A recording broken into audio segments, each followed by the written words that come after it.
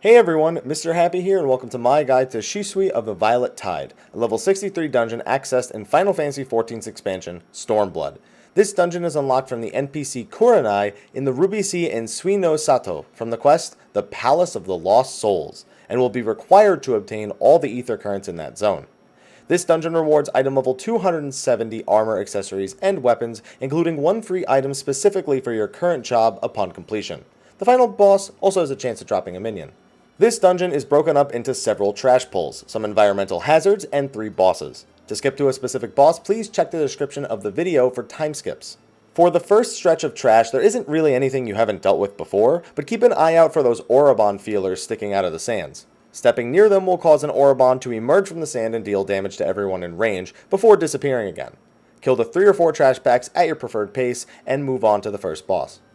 The first boss is Amikiri, who has 2 noteworthy mechanics.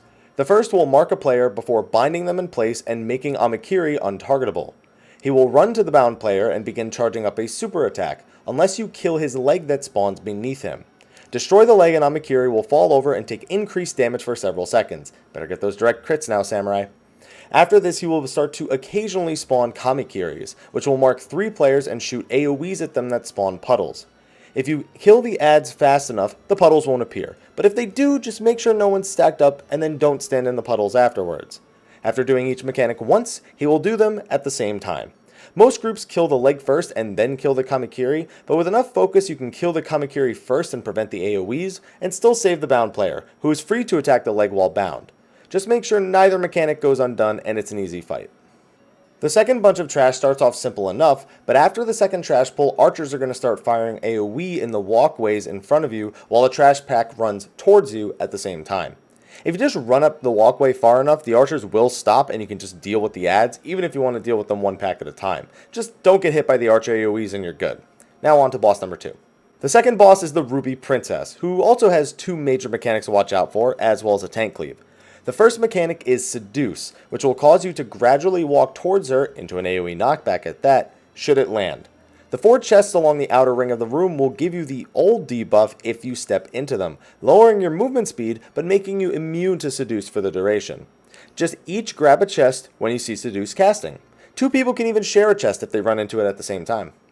Her other mechanic is Abyssal Volcano, which marks 2 players before summoning an AoE under each of them, plus 1 under the boss herself. After the first AoE, 2 pillars of fire will chase the marked players, so it's recommended to just sprint away from their location as they chase you. Fun note, paladins can actually cover the pillars to give your melee DPS more time in range of the boss. You want to impress some people and get your commendations? Cover the melee DPS. They'll appreciate it. Just repeat these mechanics until you win. The next bunch of trash has pufferfish swimming all around doing AoEs occasionally, so just don't be in the AoEs when you see them. The big crab at the beginning can also actually leash if you run it too far, and you have to kill it in order to progress, so don't let what you're seeing here, don't let that happen. After you kill all 3 trash packs, you're on to the final boss. The final boss is Shisui Yol, who is probably the easiest of the 3. When the boss casts Thick Fog, it will hide underwater, moving about as it pleases while you kill all 3 chums that have spawned. Each chum alive will increase the damage over time the team is taking, and likely, something bad will happen if they go unkilled, which I've never seen, so just kill them. Stay away from the boss's final location underwater as well, since it comes bursting up and gives vuln stacks if she hits you.